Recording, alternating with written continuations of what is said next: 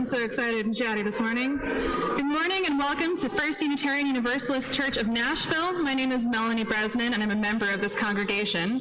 And I'd like to invite you to open your gray hymnal to number 159, This Is My Song. Please rise in body or in spirit.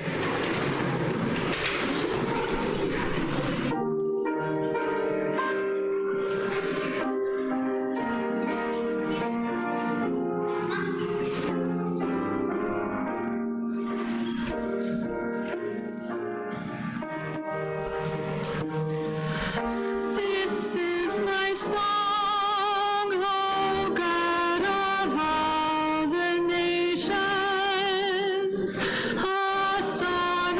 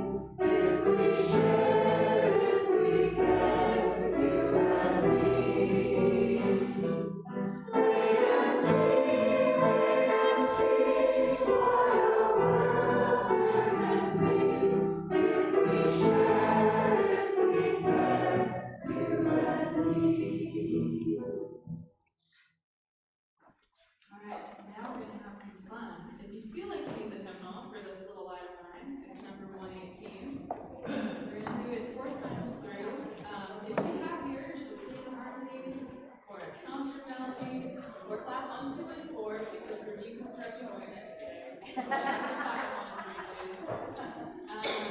Please do it, and at the end, the very last line, I'm going to slow down so if you feel like having a diva moment this morning, that's the time to really go for it.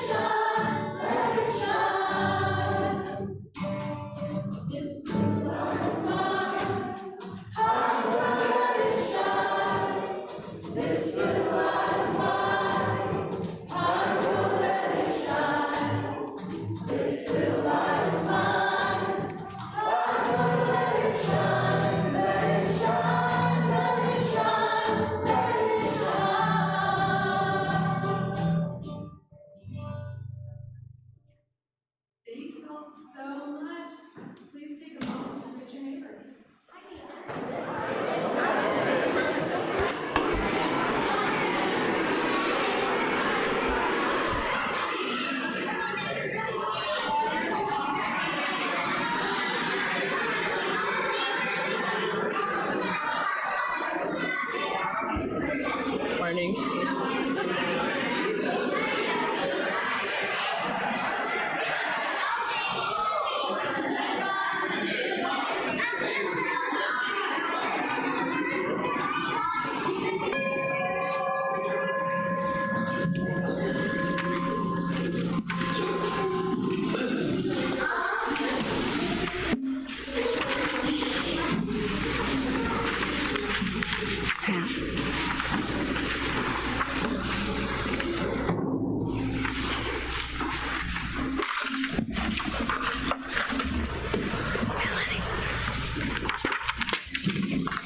May this flame, symbol of transformation since time began, fire our curiosity, strengthen our wills, and sustain our courage as we seek what is good within and around us.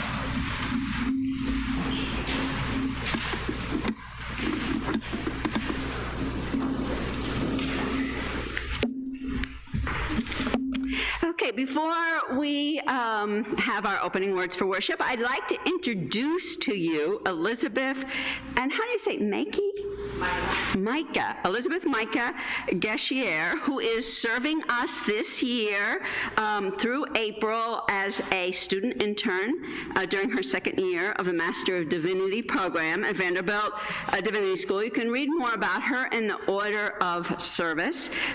She came to Divinity School after working at the Unitarian Universalist Church of Arlington, Virginia, as the coordinator of social justice, youth, and young adult programs. And so welcome, Elisabeth. Okay. I'd like everybody to help with our call to worship today. You may have noticed we had a sickness in the nursery and had to close it. And so I just want to have an opening where everybody gets to participate. Babies are welcome to vocalize through the whole service in any way they need to. But together we're going to do number 594 in the back of this gray hymnal. And the way this is set up, it's set up for the stuff in italics to be read by young people and young at heart. So now that Sunday school has started, I'm assuming that you'll all be eager, young people, to do that part in italics. Although I understand that I have to say it all or they can't hear it up there. Is there a young person who would like to come up here and do this with me? Would these 4 people come up? I got a team here. All right. Is there, the handheld mic? Can we have this working? It's on. It's on. Okay. Ladies, come on. You know what? Stand over here so they can see you, because if you're behind this thing, then I'm going to see you. Okay. So, somebody give them a hymnal so that they know what they're reading. Maybe a couple. Okay. See, ladies and gentlemen, good. You're reading the italics, so let me read the first part, and then you read the italics. Is one enough? Can you all read that? Okay. We affirm and promote the inherent worth and dignity of every person. We believe that each and every person is important. Okay. I'm just going to say, the next time we do that, I want all of the children to help them. You don't want to leave your friends hanging here. Okay. Everybody grown-ups, we affirm and promote justice, equity, and compassion in human relations. All people should be treated. That's right. We affirm and promote acceptance of one another and encouragement to spiritual growth.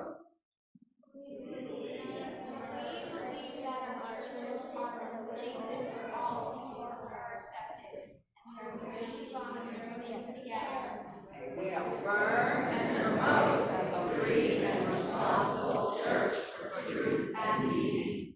We believe that each person must be free to search for what is true and right in life. We affirm and promote the right of conscience and the use of the democratic process.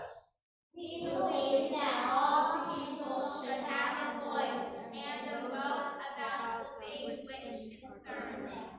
We affirm and promote the goal of world community with peace, liberty, and justice for all.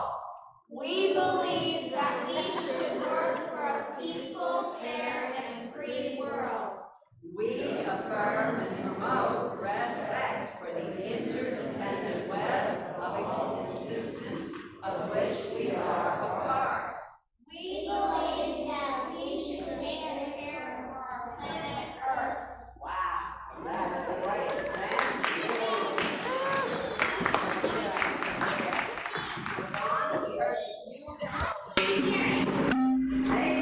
That's what's important.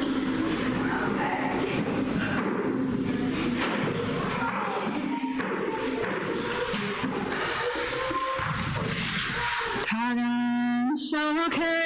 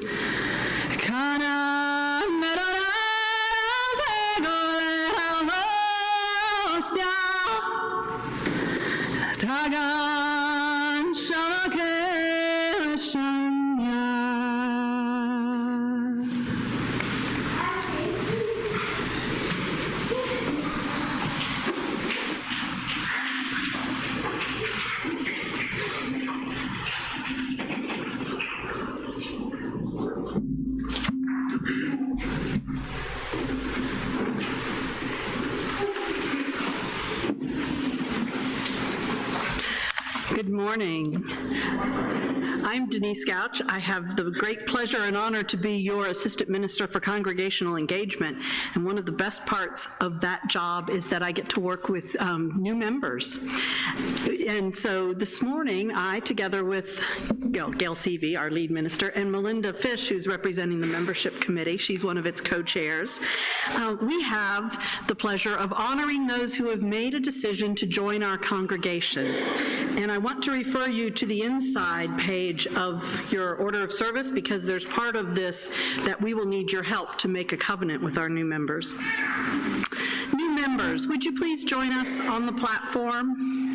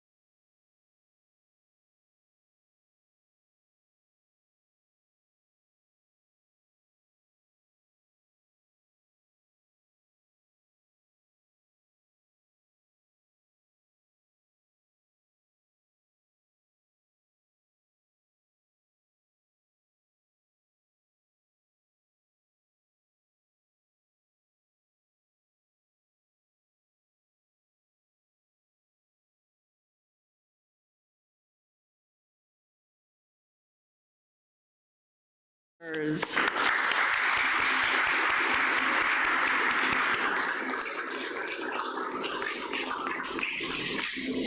I want you to be prepared. The membership committee decided not to do cake this time. We're not even doing fruit. I know. But wait, we have a fun new interactive celebration idea. We have purchased dark chocolates so that all the new members got little gifts of bags of little itty bitty dark chocolate. They're very tasty. I had to try them. And so I would like to invite you maybe to introduce yourself to the new members and have a conversation. And maybe they'll feel moved to share their chocolate. They do not have to, but they might. Or I also have extra chocolate, and you can, if you come and tell me something really interesting you learned or a great connection you made with a new member, I will give you chocolate. Okay?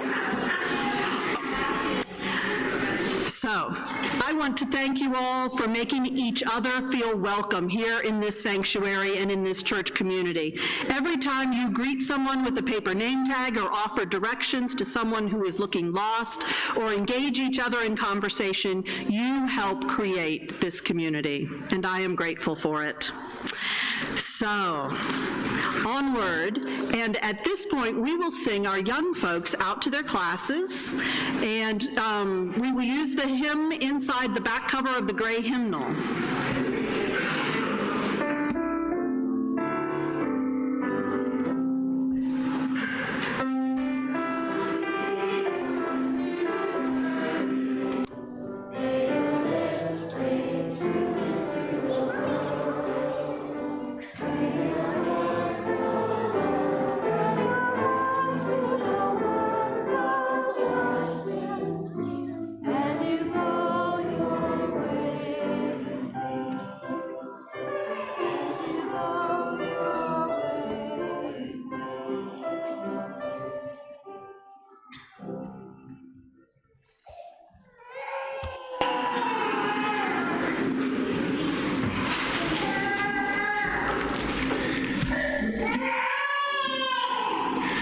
I think we might need to go back to cake next time.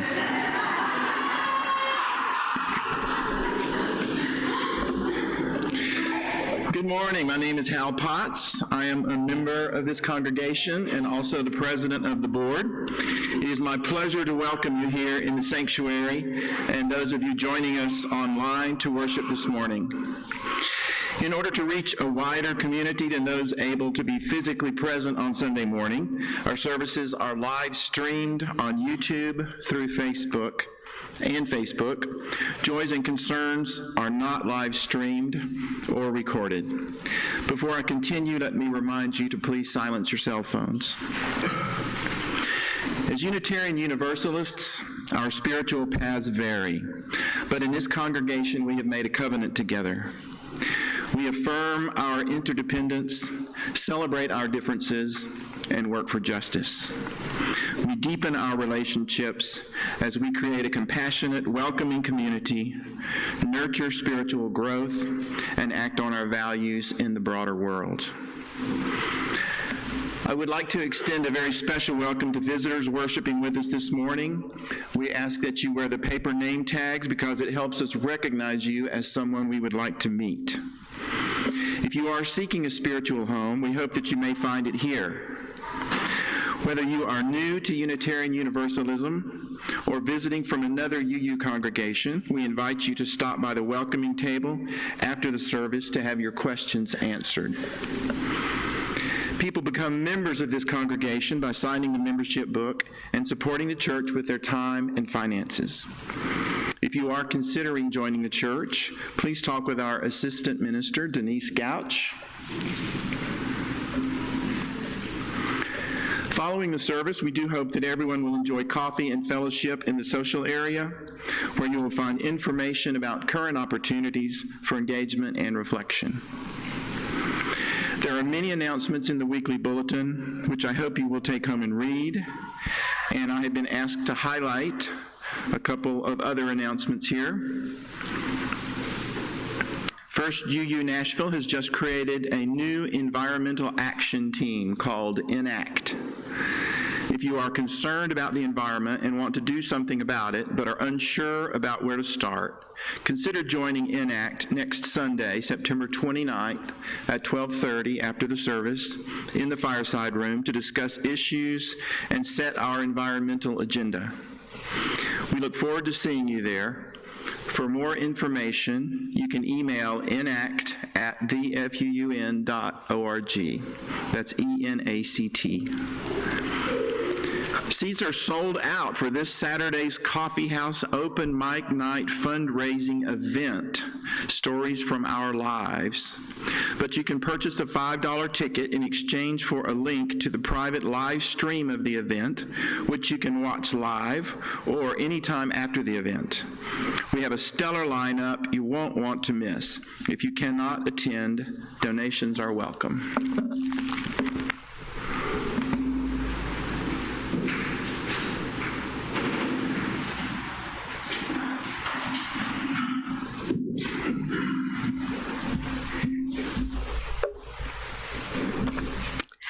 At this time, I'd like to invite you all to take a deep breath, if you can, with all this pollen.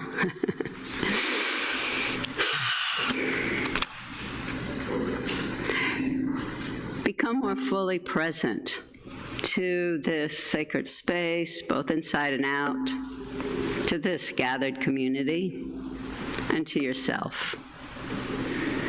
And as you become more fully present, you may become more aware of those moments that you bring here with you, especially those moments that have struck your spirit at its core.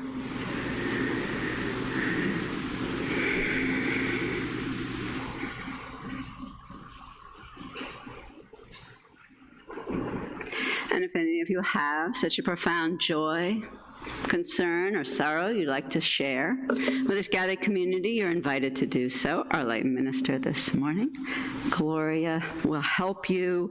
She has these stones, and you might want to place one of those stones in this water that symbolizes our gathered community.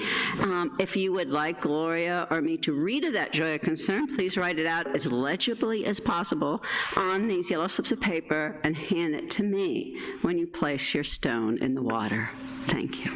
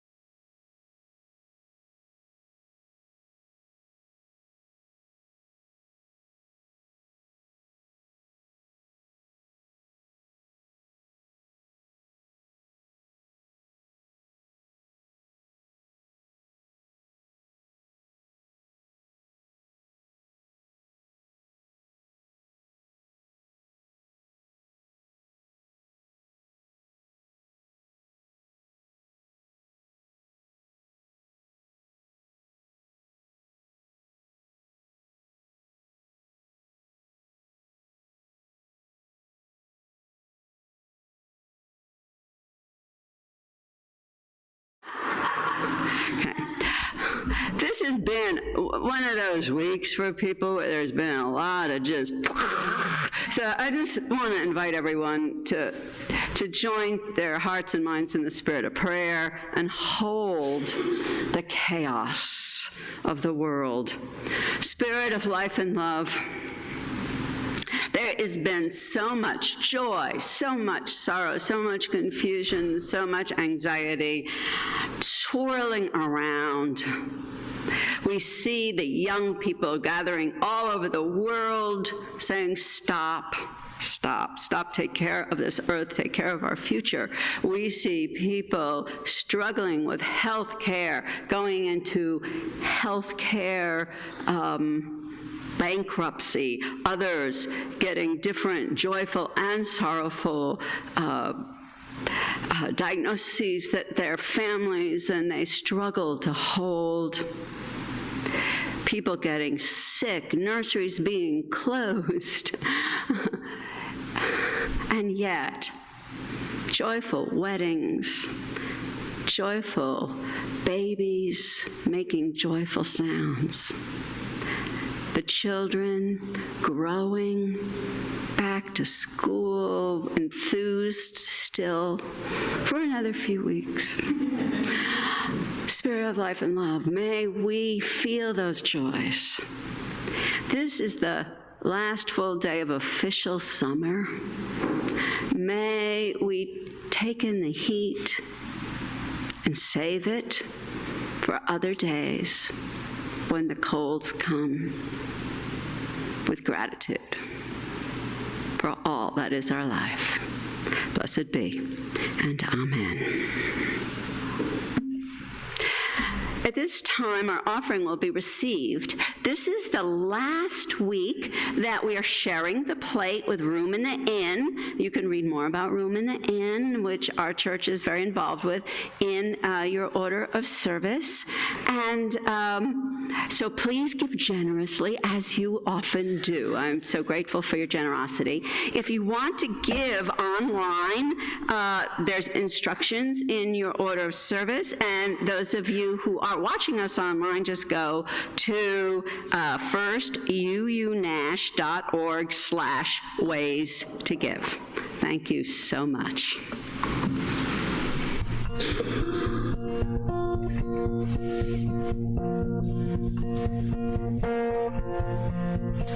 Mary's in the kitchen, singing songs she brought from Sicily, and I'm lost amongst the crayons on her living room floor.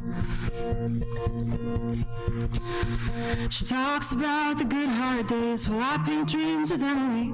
My mother nods along to her stories from the war. And it's all gone now, but I still see it in the mirror that I hang next to my door. And the ember lights cast reflections in my eyes of all the things I've seen before. If no one remembers me as the child that I was, can I still be young? And all of the memories fade to moth wings and moonlight and stardust. Caroline tells fairy tales she pulls from all the books she reads, making up a world like a magazine collage. A sword fight with the switches that we pulled off of a willow tree, scale imagine mountains in the back of her garage.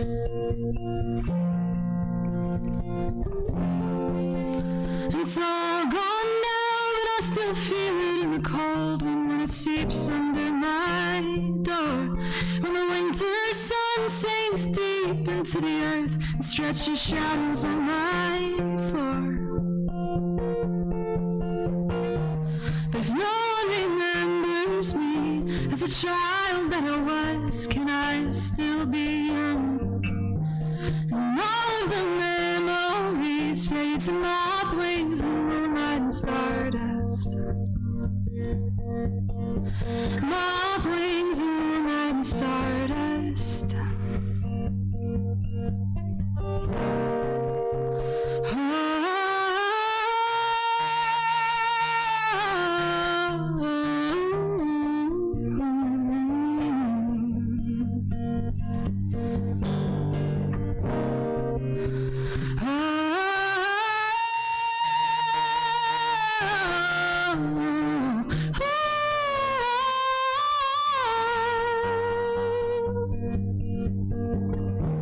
If no one remembers me as a child that I was, can I still be young? None of the memories fade to moth wings and moonlight and stardust. Moth wings and moonlight and stardust. Moth wings.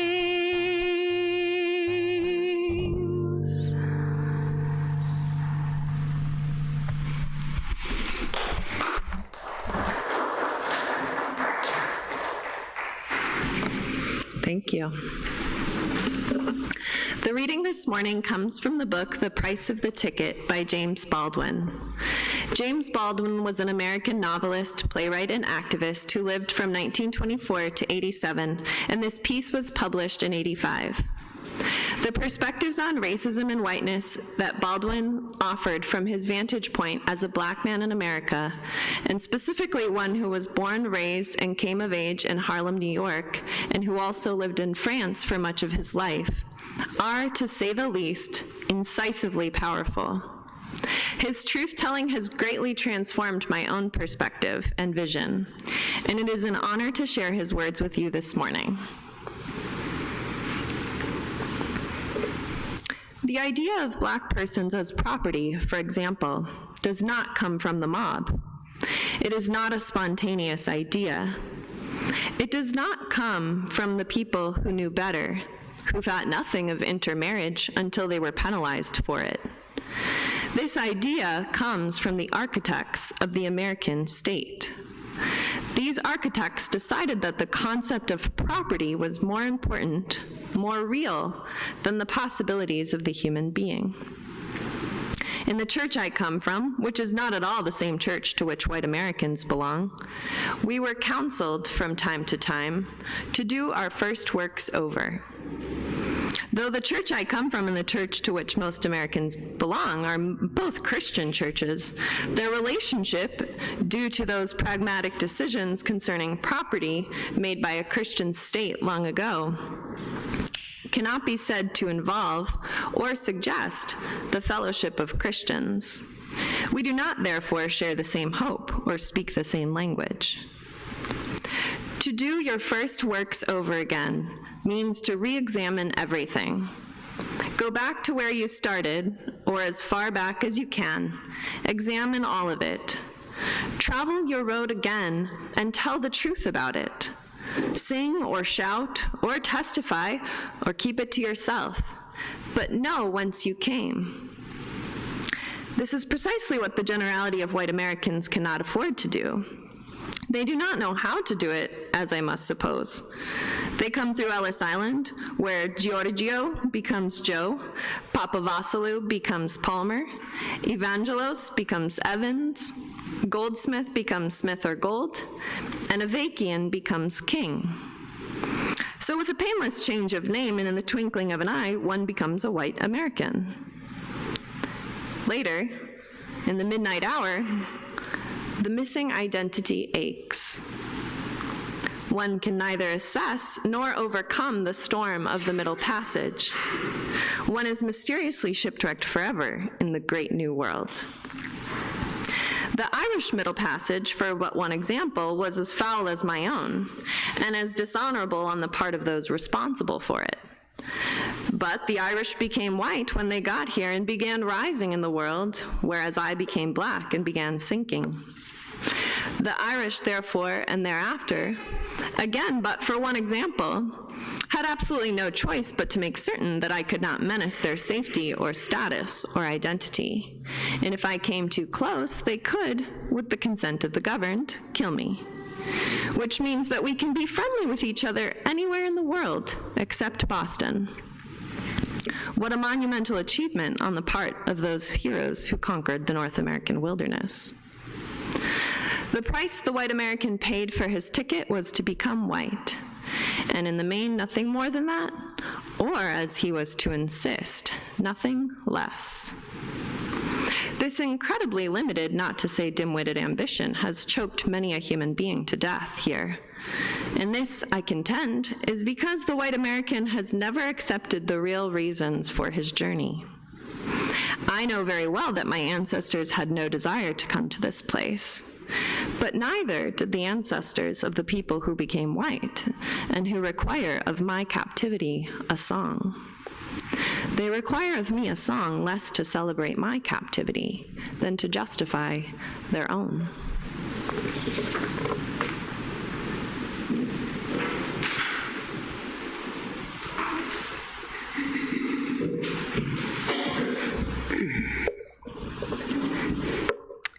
So during our meditation today, I'd like to invite you, all of us, to do our first works over. Go back to where we started, or as far back as we can, to paraphrase Baldwin. Examine all of it. Travel your road again and tell the truth about it. Sing or shout or testify, or keep it to yourself. But know whence you came. So I'm going to ask some questions if it helps with your reflection. Where do your people come from? Were they immigrants or refugees? Were they First Nation nomads? Were they slaves forced to come here? Do they talk about their histories, their stories?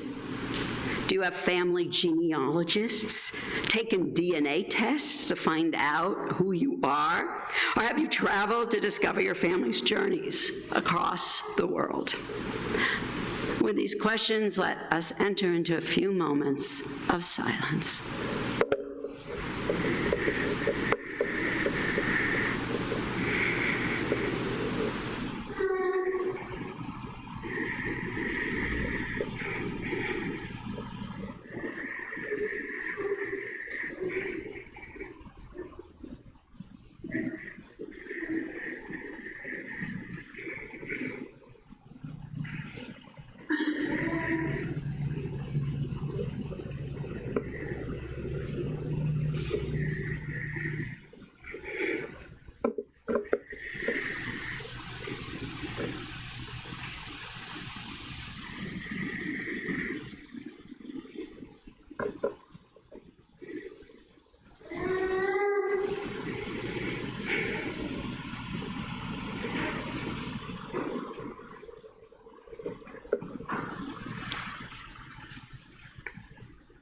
Let us do our first works over. May it be so. Now, we've chosen the songs today to be from different cultures. Melanie's been singing from her own cultural background, and she's going to teach us a song from a culture that has a lot of Unitarians in that part of the world. Thank you. Hello, let me find... I left my music up here. I'm not used to the podium. So if you're able, we're going to rise in body and spirit to sing number, I should have written it on the front, 1043. It's in your blue hymnal. It's a Kaylee Aldash. I'm not actually going to do as much teaching as Gail implied. Before you panic, we're just going to sing the English 3 times through, unless you already know line 1, which is the Transylvanian, or are comfortable reading it. It's written phonetically at the bottom. If you want to join in on that, please come in on verses 2 and 3.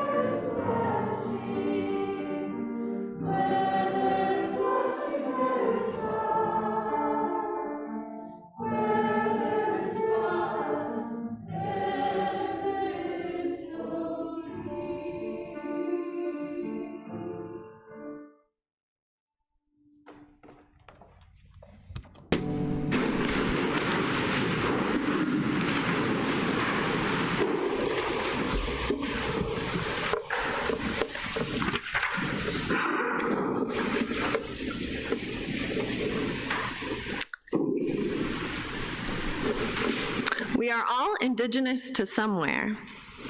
This is not at all to say that we are all indigenous, but rather to acknowledge that we all come from somewhere, from someone's, even from some things, if we contemplate all the aspects of our habitats without which we would not survive, the water and the foods that are life, as Trey reminded us last week. To acknowledge that we are all indigenous to somewhere is to remember that at one point in the history of how we each came to being in this world, every one of us, regardless of skin color, had ancestors who intimately knew the place where they were from, knew the shape of each curve of the mountain range, knew the daily cycle of the ocean tides, knew the migration patterns of the animals and the birds, knew which plants sustained human life and which took it, or knew the constellations that would guide them home. I begin here to invite us all to remember that there was a time before white identity. Whiteness was not in the beginning, and it is not good. Far from being sentimental or romantic, I hope this morning to unpack with you how radical an idea this is, recalling that radical just means at the root. For if we can truly face the fact together that this system of white supremacy, for which white identity is a cornerstone, is, to borrow a biblical metaphor, the root of all evil, then maybe, just maybe, we who are white can better think, talk, and take action toward rebuking whiteness, toward repenting of whiteness, toward realizing a world without whiteness. Let me say this again more succinctly. If we can, together, face the fact that white supremacy is the root of all evil, perhaps we can deconstruct whiteness. And if we can effectively deconstruct whiteness, perhaps we can construct new ways of being in the world, new worlds even, one in which all people can actually live. But I am getting ahead of myself. It is very good to be here with all of you today. Once again, my name is Elisabeth Micah Geschiere, and I am excited to be serving fun as a student intern this year. This morning, I am going to attempt to respond to Baldwin's call to do my first works over again by putting the story of how my family became white in conversation with some of the history of how racism and whiteness were institutionalized to create the system of white supremacy.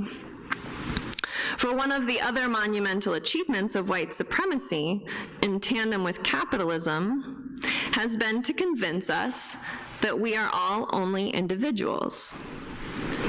Another one of the monumental achievements of white supremacy is to have white folks believing that they have no culture. These are both foundational myths to the mythology that is America.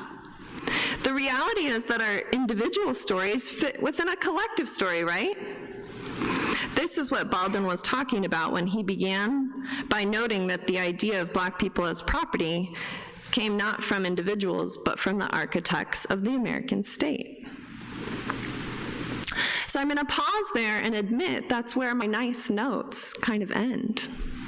I sense a lot of tension in this room, and I feel it too, because this stuff is big and sometimes scary, sometimes even terrifying to talk about, and it certainly has an emotional weight to it. And that weight is because we all know, I think on a very cellular level, that these are matters of life and death. This is a situation in which we find ourselves, not by our own design, but with which we all are forced to grapple. So I want to invite you all to take a moment and rise in either body or spirit and do something silly with me.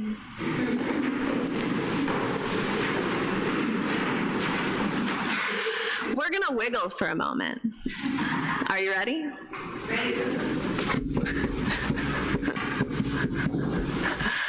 It's okay if some of you don't want to participate. All right, I invite you to take your seats whenever you're ready. I don't have us do this because there's anything silly or unserious about whiteness or white supremacy, but only because we have to process these things through our bodies, not just our minds, and with our hearts as well as our intellects in order to get anywhere. And so if we can't cut through the tension, then we're not going to be able to move forward very effectively. So I'm going to attempt to do a very simple thing in the next few minutes that, again, hopefully is rather radical. I'm going to just try to show how my personal story and my family's story, my community's story, is one of the stories of how whiteness came to be.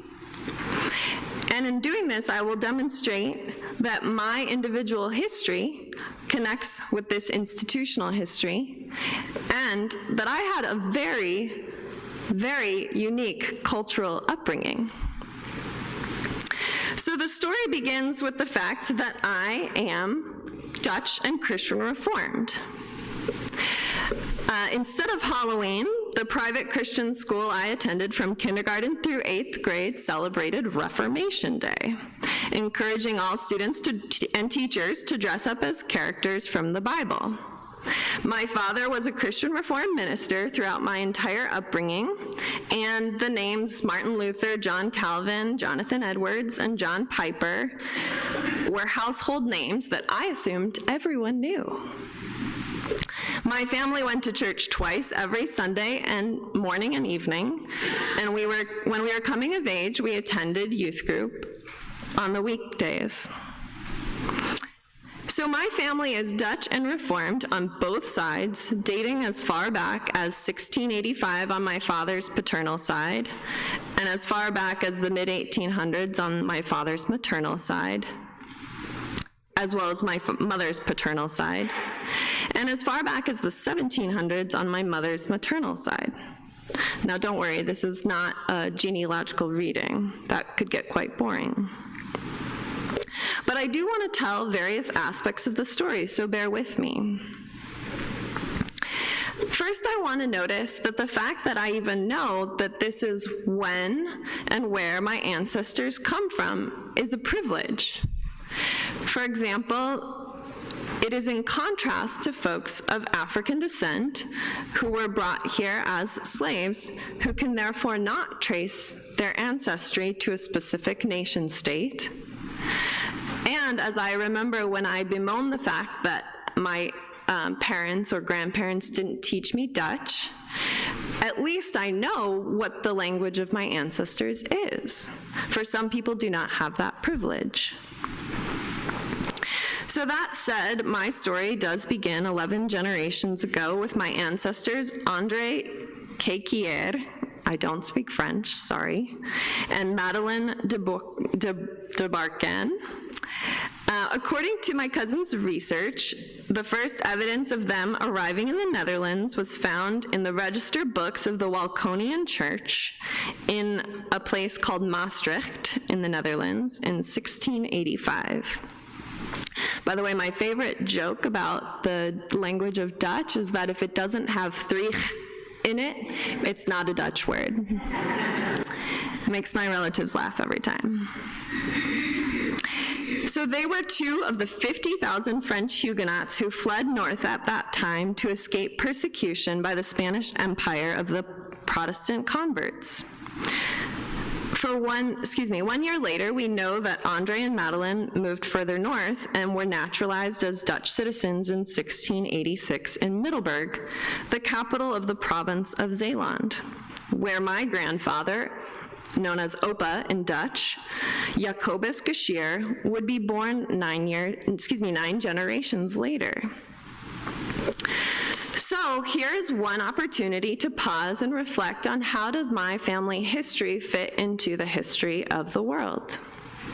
Well, when people hear the word Dutch, they often probably connote that with not just the Netherlands, of course, but with the history of colonization, potentially, and the history of the slave trade, potentially. And this would be factually correct. Although the Dutch were not as big in either of those things as perhaps the British or the Spanish, they still participated. They still had their own colonies. And of course, the words, the companies, the Dutch East India or the Dutch West India Company, are very well known. So it turns out that Middelburg, this capital of the province of Zeeland that was just 15 minutes from the farm where my opa was born and raised, where his family were basically poor farmers for generations, Middelburg was an economic powerhouse in the 16th and 17th centuries in what's often referred to as the Dutch's Golden Age. And that had largely to do with their success in capitalism as not only traders with spices and cloth and porcelain from Africa and Asia to the European markets, but also with the slave trade. And specifically, Middelburg was a harbor for this because of its location. You know, one thing that I found really notable was when I was Googling some of this history about Middelburg, on the website from this basically Holland history website called holland.com / et cetera, it says it this way: something of a dark spot in its history, Middelburg also played a role in the international slave trade. Wow. Something of a dark spot in history. Now, not only is that racialized language in an uncomfortable way, it also is just such a disservice, such really a fundamental injustice that I think speaks to what we're trying to do here when we're going back and doing our first works over again. It was not a spot. There were human lives who were lost, humans who were murdered in this thing that we just casually call the slave trade. So that is one piece of the history of what was going on at the same time as my ancestors were fleeing the Spanish Empire and coming to the Netherlands.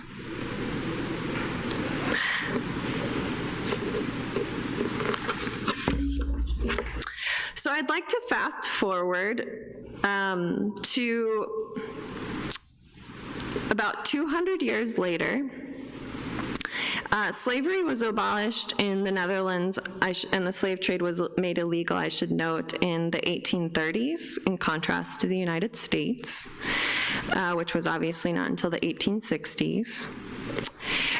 So then I want to talk about the fact that my ancestors came over from the Netherlands on my mother's side. So what we were talking about before was my father's side. So on my mother's side, the ancestors came over in the late 1850s and in 1866, exactly. So a couple things that were going on in the United States at that time. The late 1850s was less than 20 years after the Trail of Tears, in which Chickasaw, Choctaw, Creek, Seminole, and Cherokee people were forcibly removed from their traditional lands in the part of the U.S. in which we are in now, and moved over to what they then termed Indian Territory in Oklahoma. In 1866, it was just 4 years after Abraham Lincoln issued the Emancipation Proclamation, and just 1 year after the 13th Amendment, passed in 1865.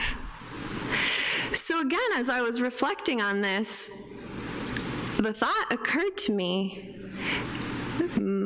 basically half of my ancestors immigrated to the United States at a time when my Black siblings were still considered 3/5 human.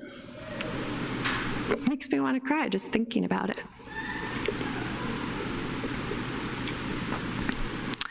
The fact is that my ancestors didn't come because they wanted to participate in those systems of slavery or of genocide.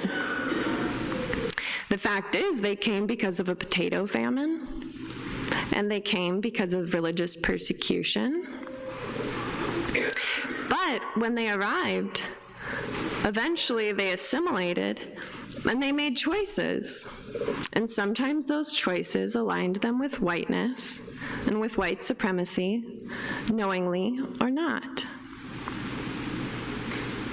Fast forward about, I would say, 75 years, and my Oma's family immigrated, my Oma being my grandmother from the Netherlands, immigrated in 1949, when she was 12.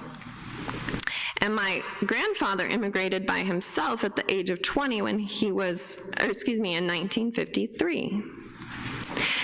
So they came after World War II, again, because Europe was economically devastated. Specifically, the Netherlands was trying to recover from the occupation of the Germans. And they came to Canada, specifically seeking better opportunities, like so many immigrants. But again, to put this in conversation with historical realities, when I looked up, immigration laws in Canada at this time, on the blog for Pier 21, which is Canada's version of Ellis Island, I found this. Quote, in an attempt to increase Canada's rural population, Canadian officials signed their first post-war bilateral immigration agreement with the Dutch government to bring families to Canada. Between 1947 and 1949, close to 16,000 individuals from Dutch farm families resettled in Canada. A majority of these newcomers resided in Ontario, with sizable populations in other provinces. Guess where my family lives to this day, my Canadian family? Ontario. So all that to say again that they are individuals whose reality fits in with a collective history. And the thing that I'm processing the most these days is how there's no reason for me to feel shame or guilt over the fact that my story individually fits with a collective history. Again, that is what Baldwin is talking about when he says that we must recognize that these ideas come from the architects of the American state, which was over 400 years ago. But when we learn these truths, we get to decide whether or not to tell them, whether or not we need to sing, shout, testify, or keep them to ourselves. And we need to recognize when it is a privilege that we can even know these things. I'll close with one brief story of missing identity related to language. So part of why I was asked to do this service with Gail was because this summer I had the privilege to receive 2 grants from Vanderbilt Divinity School, where I go to school, to continue to dig into this history to tell the story of how my family became white. And as part of that journey, I was able to interview different family members and to travel for the second time to the Netherlands, again, to conduct interviews and to just spend time in getting to know that place and my culture historically. So on that journey, I learned that on my mom's side of the family, my I have to count. So my grandmother's grandparents, my great-great-grandparents spoke Dutch at home. No, it's one, excuse me, my great-grandparents, not 2 greats, just 1. So my great-grandparents spoke Dutch at home, which means my grandmother grew up in a home in which Dutch was spoken. And yet, like me, she didn't learn it. And it was, my grandmother's no longer alive, unfortunately, on that side, but it was one of her sisters that was telling me that the main reason that the kids didn't learn it is actually a little funny anecdote. It's because the parents only spoke it really when they didn't want the kids to understand what was going on. And so the kids resented the language as a result. But then on my father's side, 2 years ago, I learned, as I was starting this journey really, that my dad's first language was Dutch, a fact that somehow I didn't know until 2 years ago, and that in kindergarten he was likely made fun of because he didn't really speak English, which is, of course, a very common story for many of our immigrant siblings' children today. So all that to say, when I experience, as Baldwin calls it, one of those missing identity aches of learning Dutch, I can process these stories and think about why and how this language was not passed on. So one of the goals, I think, of that is so that I can grieve all of that past history. I can grieve the ways in which my ancestors were complicit, intentionally or not, in the system of white supremacy. And hopefully in grieving that, I can repent and move forward. Now I'm going to turn it over to Gail to share her own story a little bit. I don't think so. That was beautiful, Elisabeth, but it's been, it's 10 after, and so I'm just going to end by saying, inviting us all to do our first works together. I certainly was able to think of so many stories as I spoke to Elisabeth about all the different sides of my family and how over the years I have learned my cultural identity, how my children have helped me do that, how my ancestors have helped me do that. And I find that is had a very practical outcome for me. Because Emily Towns, who's the dean now at the Divinity School, she's written a lot, she's African American, she's written a lot about how those of us here who have European descent, when we enter into this assimilation into white culture, whenever that happened in your family, that we get this idea, because we don't look at it, that our identities are unchanging, that it just is what it is, and we don't even think about it. I certainly didn't think about it until I was older. And yet, as I've learned how my family assimilated, I have learned that my identity doesn't have to be stuck in any one thing. That my identity is always learning and growing and changing to the world. And where I notice that the most, except that besides just personally, it helps you be more adaptable, doesn't it? But how I see it the most is in my justice work, in coalition with so many different people with different backgrounds. Because as we work together, we change one another. And that has become comfortable for me. But I've seen people who are still very uncomfortable being challenged to change. In the end, it's always better after I change, quite honestly. And if I can change, maybe my culture can change. So when I do justice work, we're saying, when we do it together, we want our culture to change. We want a world in which we're not enculturated to see ourselves as separate from this group and that group and that group.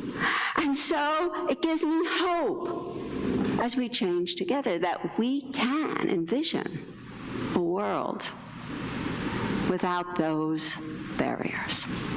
So I invite you all to do your first works together. I'll share you my stories as the year goes on, and I invite you to share with us yours. May it be so.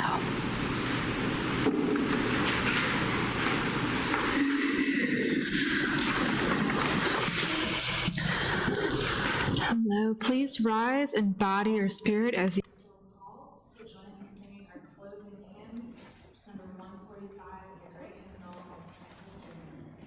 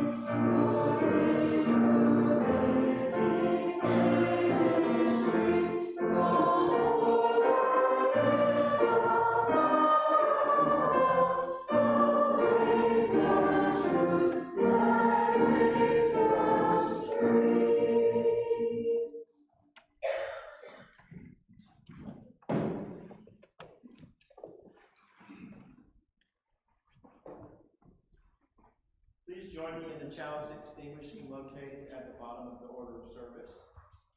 We extinguish this flame, but not the light of truth, the warmth of community, or the fire of commitment.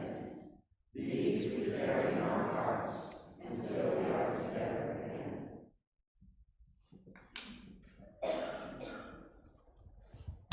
May we always remember that we can only do the work of deconstructing and constructing in community. So may we have the courage to come together to do our first works over again. As we do so, may we hold ourselves and one another in love, non-judgment, and accountability, especially to the people of the global majority who are most targeted by racism and white supremacy. May we always remember that this long, hard work of constructing the new world in which people can truly live is not only possible, it is happening all around us every day. May we have the ability to see that and to join every moment that we are able. Amen and blessed be.